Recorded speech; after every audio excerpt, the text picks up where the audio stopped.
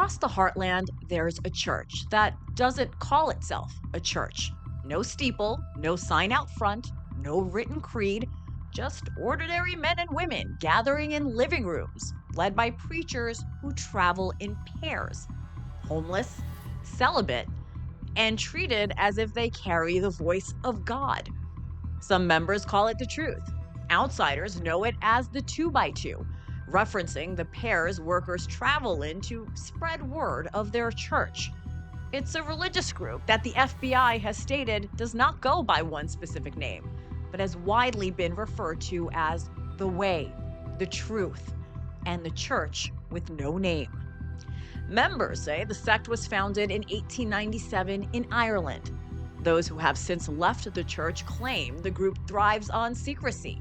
No buildings, no records, no accountability, even after claims of abuse started to rise.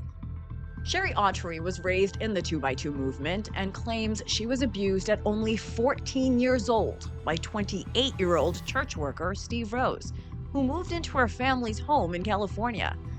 After telling her mother about the abuse she says she faced, they brought their claims to a regional leader, known as an overseer, to make sure no one else suffered. But despite the serious accusations, they say the church refused to warn others. Eventually, Sherie took matters into her own hands. Decades later, she wrote an email detailing the abuse she suffered and sent it to hundreds of church members, which instantly caught fire within the religious community. And Sherie wasn't done there. She also confronted Steve Rose in private audio recordings that she says shows he admitted to the trauma he caused her all those years ago. These recordings have never been made public, but Sherie has permitted us to play them now. What inspired that? What's that? What inspired you guys coming there? Well, because I wanted to come and apologize. Well, have you apologized to the other victims? Because other victims have come forward to me within the last few years. Yeah, there are no other victims of that, Sherie. Well, there are, and they've come out, and so you have not apologized. There are no other victims. In another recording Sherie gave us, she confronts him on whether or not his children are aware of the allegations against him. I'm just so blown away by some of this stuff. Your kids did know or did not know? They did know. They did know. And you told them about that when they were little kids, or how did they find out?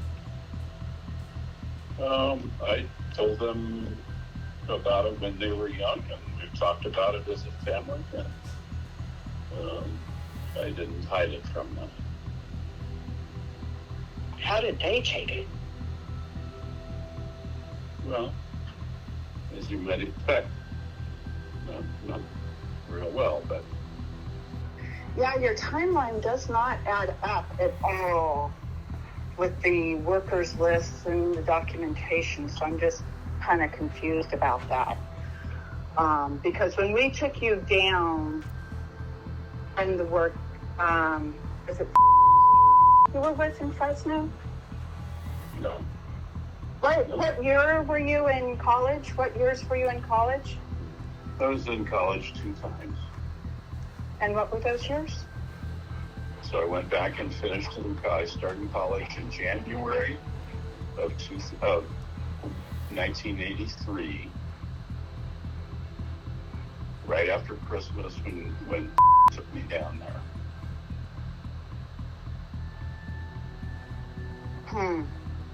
Well, it was after that you molested me.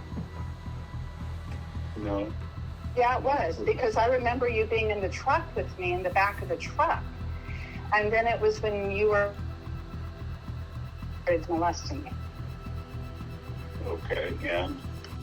I'm Hena Doba, and this is Horror in the Heartland.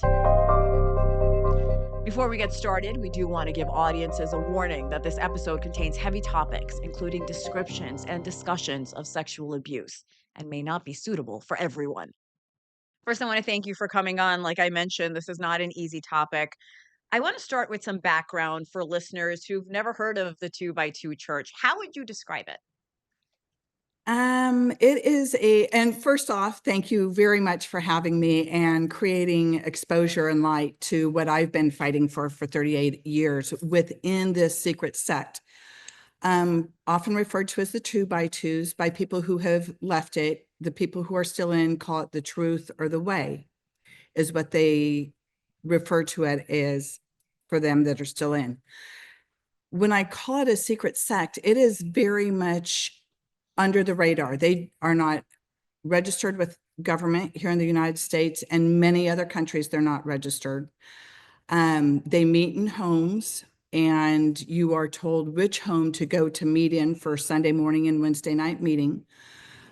They have annual church conventions, but the biggest thing is it is such a guilt-driven organization.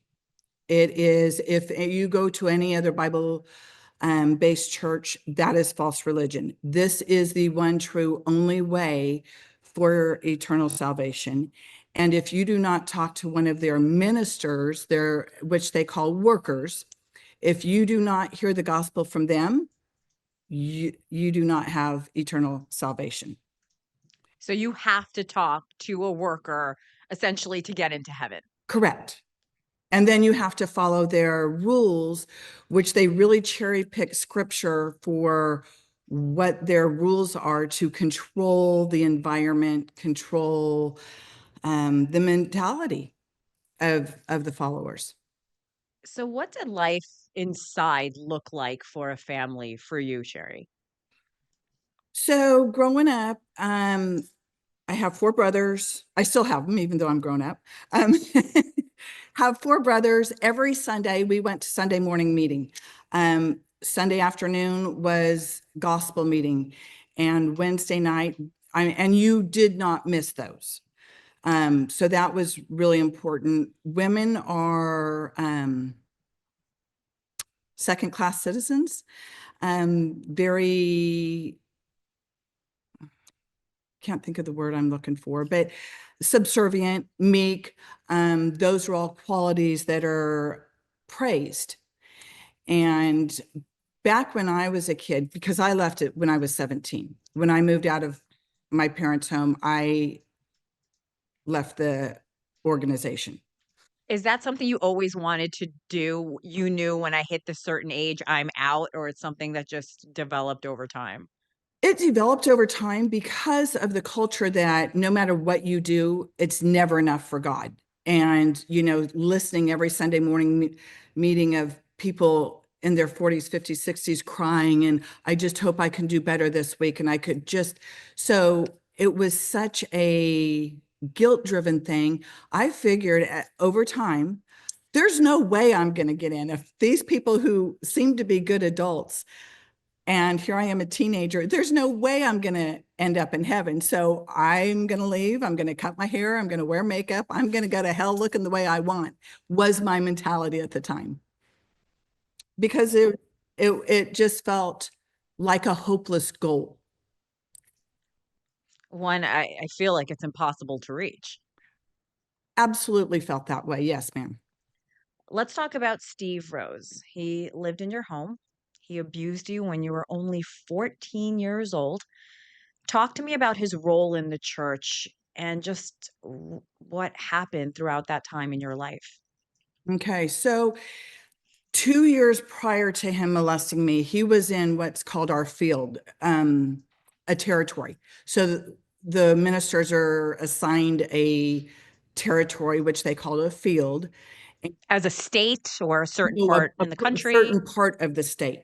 So A certain in part of the state. California, there were multiple fields.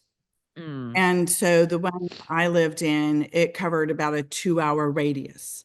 And they stay in the homes of the members every night. They don't have their own accommodations or home.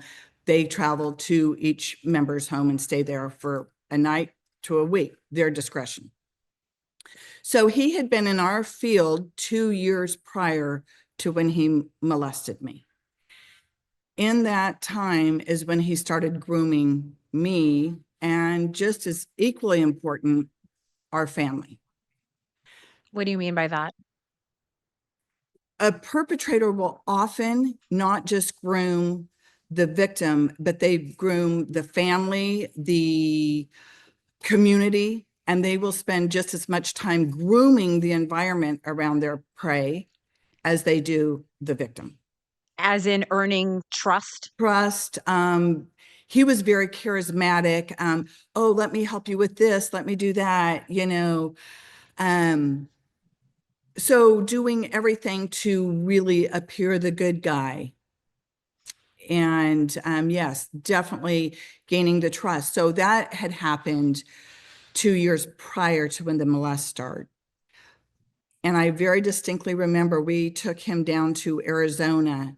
And this was back in the good old days when you had camper, just the shell on the bed of a pickup, and you could ride in the bed of it, and we were traveling from California to Arizona overnight. And so there was a mattress in the back, and I was in the back, and then at a stop, he got back in there. And I remember him getting in my space. And at that time, I was like 12. And I did not know what to put on it except for, this is awkward. This is strange. If my brothers catch me, what's going to happen? Even though it wasn't about what I was doing, so looking back then, years later, that was a big starting point of him grooming me. So then he came 2 years later to live with us because he was what they call resting, taking a time out from the ministry because of some allergic thing to food. So the interesting thing, he reached out to my family. Again, there's 5 children. We're farming. We have a lot on our plate. Any family that farms, let alone with 5 kids. Why was he allowed, or did he come to our house instead of going to a retired couple? And it was because I was his target. I am completely certain of that. So he stayed with us for 2 months. Yeah. That's a long time. Yes. And the abuse started basically immediately. 2 years prior, when he was in our field, we'd all go down to the hay barn, a whole group of us, and that's where we'd feed the dogs and tell scary stories at night, and just go do country kid stuff. And within a night or 2 of him getting there, literally it was, hey, let's go down to the barn. And it started happening that fast. Did you tell your parents? Did you tell anyone? No one knew about. I did not tell anybody about it until January of 1986. So this was in 83. And so for 3 years, I never said a word. And Mary Jo, my mom, came to me one morning in January of 86 and said, when are you going to tell me what happened between you and Steve Rose? Your mother prompted the conversation. She knew that he was abusing you? Instinctively, she had to have. And we did have conversations years later and went to counseling together, actually, even. And she had seen changes in me that were extreme, even for a 14-year-old girl. I mean, as teenagers, we all have change of behavior, but mine was very extreme. And she had seen that. And so, I mean, victims of molestation run in my family generationally. So it is back in the 80s, molestation wasn't something that was talked about. It was a dirty topic. And it is not a fun or pretty topic, but it is so critical and important to talk about it. It's the only way to prevent it from happening generationally, is to talk about it. And that was never done. And it was not the culture of that organization to talk about sex. Sherie, I noticed you called your mom Mary Jo instead of mom. is there a reason for that? Have you two healed since that event? That's a big question. Yes, there is a reason for it. I have called her Mary Jo and Dave, my dad, by their first names for many years now. There was, like I said, gone to counseling together, had healing. In 2010, I sent out an email to Steve Rose and carbon copied about just under 1,000 other people. Dave and Mary Jo's response to that was absolutely lack of support. They actually retaliated against me. Your parents. Yes, in another arena, because here I am bringing it out, sending it to all these people. It went out, and unbeknownst to me, I think it was a God thing, that it went out a week before a church convention in California. So it was the conversation of that church convention. So, Are your parents, were they still members of the church when this happened? yeah, When the letter went out, they were still members. You had left, but they were still members of the church. They remain members of the church despite knowing that you were molested as a teenager. yes. And to the best of my knowledge, Mary Jo is still currently a member. Having seen the documentaries, having seen all that it's under full FBI investigation, the hundreds of perpetrators, that it is literally an organization that protects and promotes the pedophiles. And so to remain a member of that, I don't want any association with that. And Did she ever explain to you why she's still a member? well, it's the one true way to get to heaven. And so that's where the brainwashing comes in, is these people who've been in it are afraid to death that they're going to go to hell. And even when I left, it was at 17, knowing that I wanted to leave, it was so scary. And I remember on a flight coming back from an Amway conference, and I was in this plane thinking, I just went to the Sunday service at this Amway conference. This plane's going to crash and I'm going to die because I went to that false church. So that's how deeply ingrained, even in someone who wants to get out. That's so to leave, and we're seeing so many people with this scar tissue of spiritual abuse, of having been fed that this is the only one true way, and learning that, wow, all this other stuff has been going on. So yeah, getting back to Mary Jo, sorry, I kind of went off on. No, it's okay. This is so fascinating. As I'm listening to your story, I have to ask, Sherie, how did you get the courage to speak up? Well, I was raised with 4 brothers. I had to be tough. I think that was also God working upstream, preparing me. And I was always one, justice has been a very strong characteristic of mine. And I think that has also enabled me to have the courage to speak up. I think there's a lot of contributing factors. And just knowing after 2010, I found after that email went out, I started finding out about others because I thought it was just me, that I was a one-off. And so some people found me through getting the letter. There were some message boards. I started becoming aware of all this that was going on. And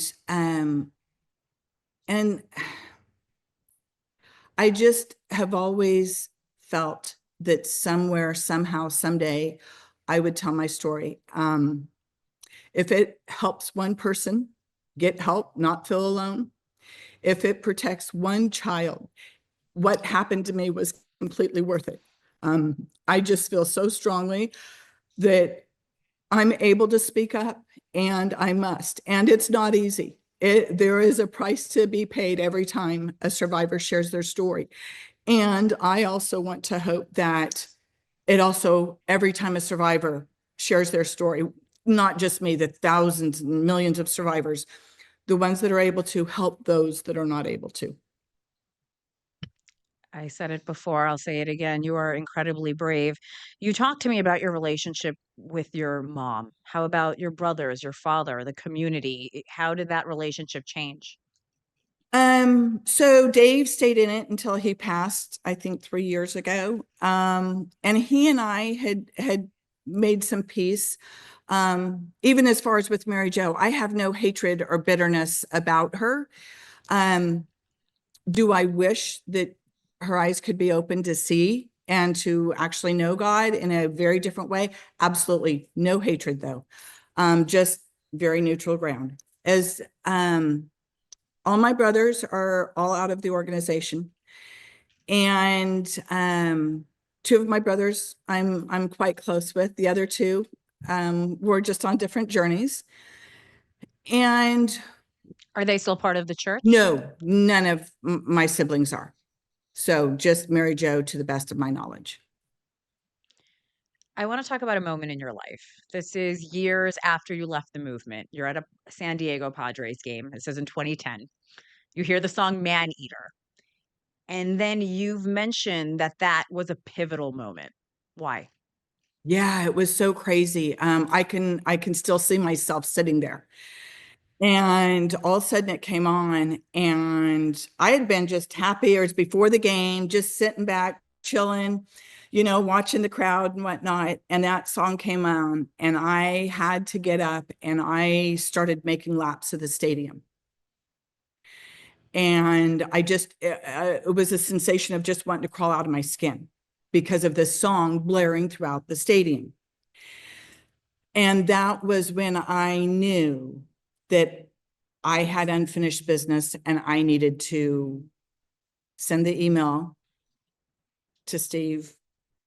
I needed to, That was right before you sent that email to Steve and the 1,000+ about members. 2 weeks before. And that was that, hearing that song and my reaction to it was like, there's so much unfinished business here.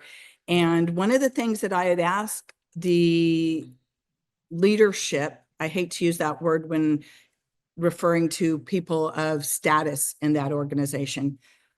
Leadership has such a different meaning than what they actually do. I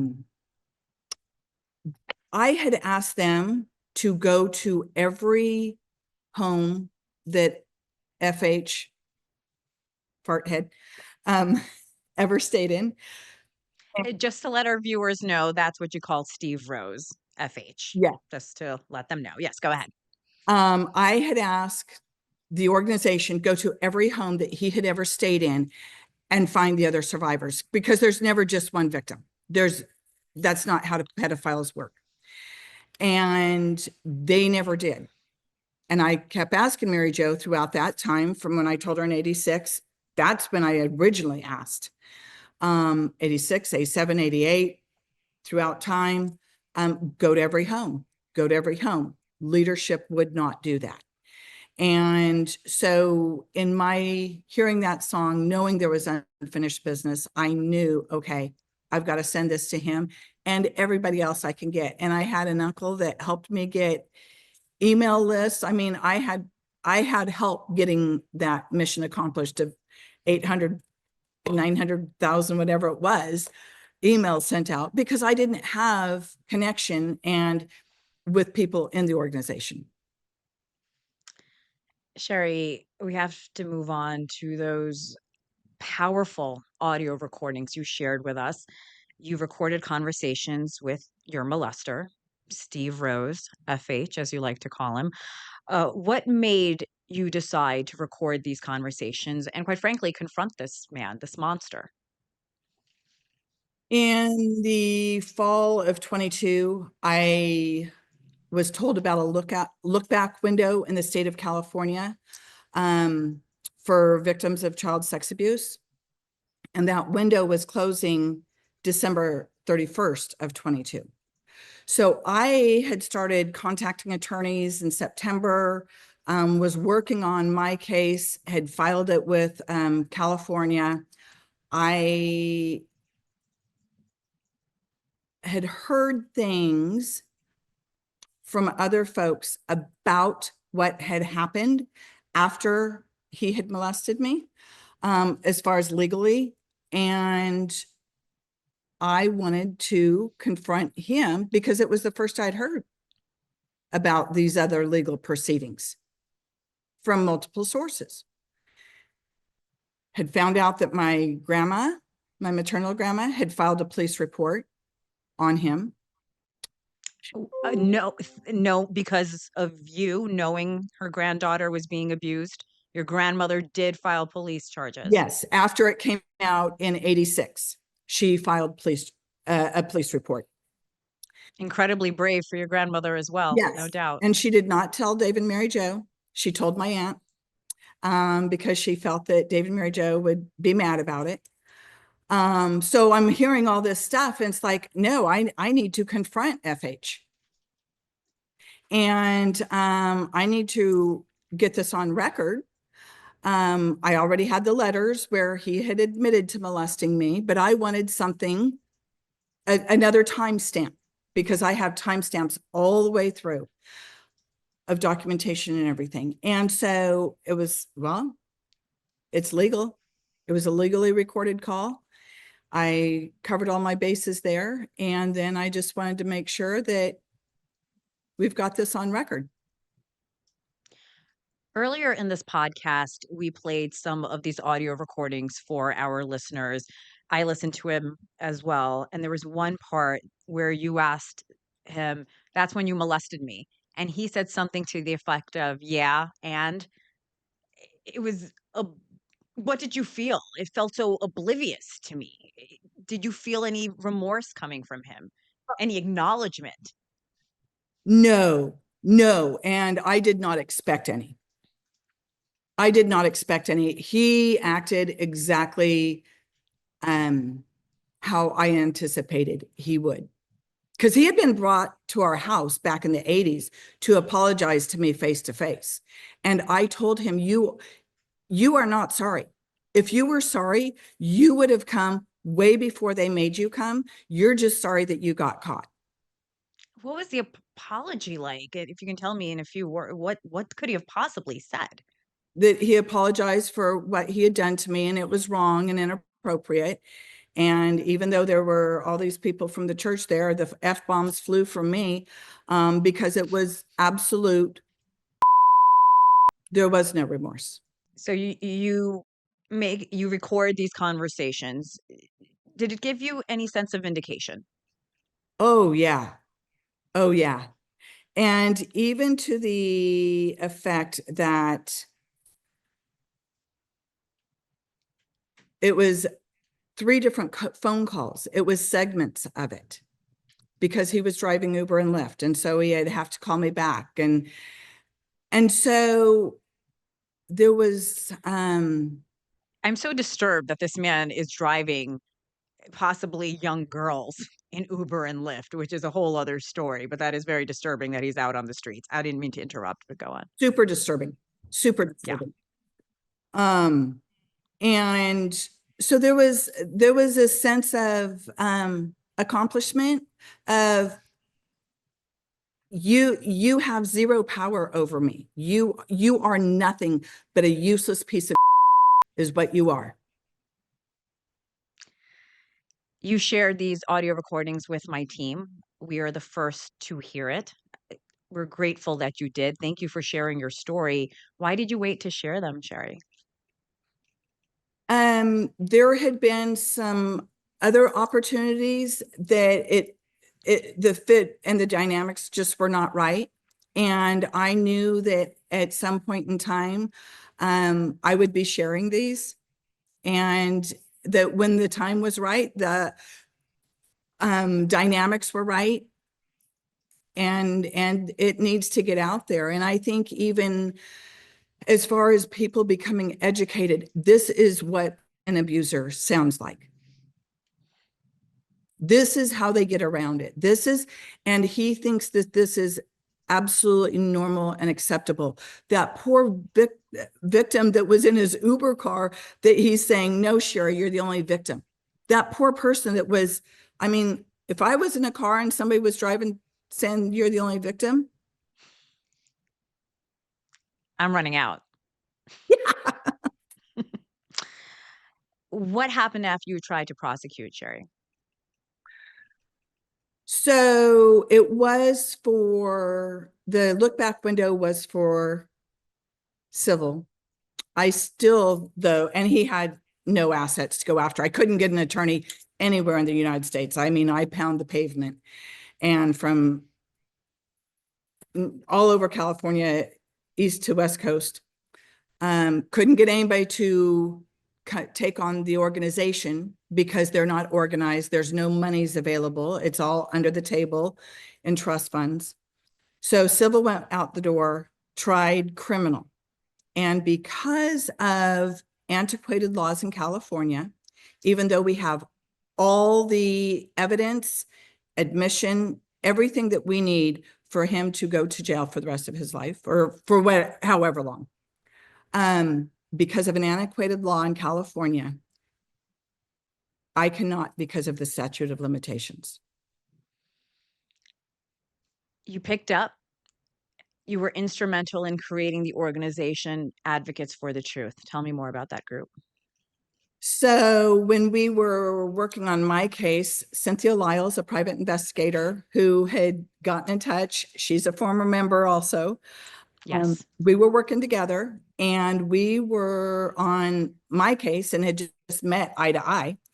That weekend was the first time we'd actually met eye to eye, even though we'd been working together for 6-7 months. And get the call or get the Brewergate letters, the Dean Brewer letters, and meet with Doyle Smith, the overseer for Oregon, that night on March 23rd. When we had a 3.5-hour meeting with Doyle Smith. And when we left that night, I was like, oh my goodness, we need to start up a hotline. And so I said, how about CASA? Can we get CASA? No, that'll take too long. We need something immediate. Came up with the idea of a burner phone. And by just after 12 o'clock on the 24th a.m., we had a hotline up. And then within the next week, it's like, we need to start an organization to start helping these survivors that are coming forward. And so another survivor, Cynthia Lyles, and I were co-founders for Advocates of the Truth. We will be talking to Cynthia next. Both of you started Advocacy for the Truth. I just want to let our listeners know it has been dissolved, but you two are still working very hard.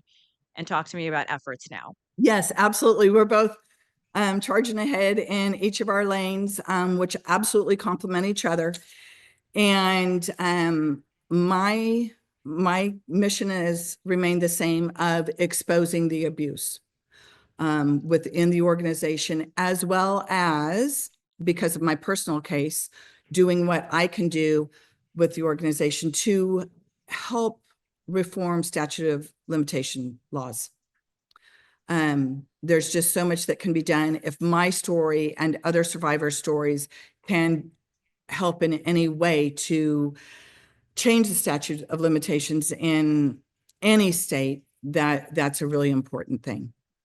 And I have a Facebook page that is very, very active, and it's called Exposing Abuse 2x2s, and it's just a really good place for people to come and share their story, and also to inspire each other towards healing and exposing the abuse.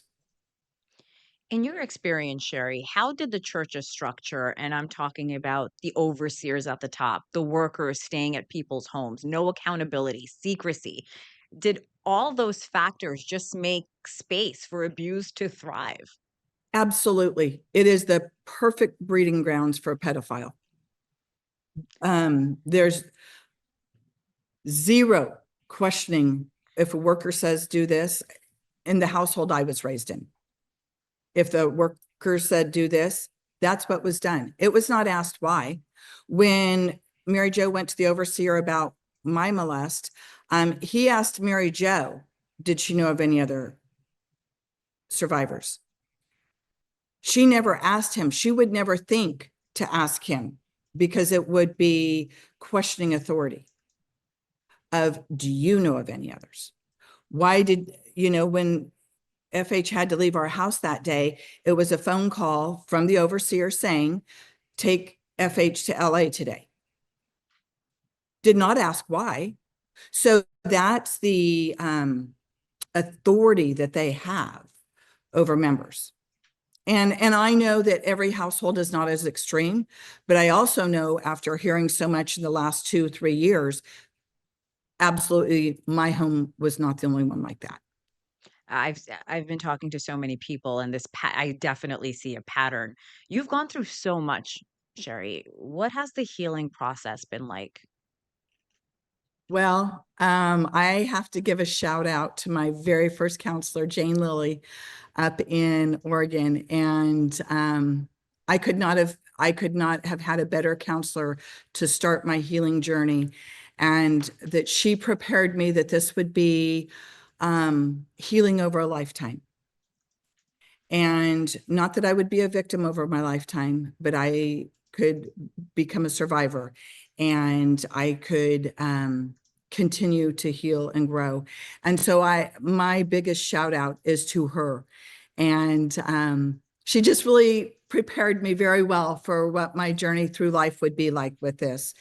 And I'll tell you, having the exposure happen, having the FBI investigation worldwide still ongoing, all the media coverage, thanks to you guys, this is what makes an impact, is the media and taking these stories and running with them and sharing them. And, if this could reach some people who've been out of the cult for 20, 30 years and do not know that this is going on, and they've been thinking they're the only ones, for them to not feel alone anymore, that to me is healing. If someone's listening right now, they're in a group like the one we've been talking about, they're afraid to leave, they're afraid to speak up, what would you say to them? Life gets so much better when you get away from the bondage, whether it's mental, emotional, spiritual. If you're in a high control group, it is scary leaving, and the blessings are immense. It is just a whole new life out there, a beautiful life.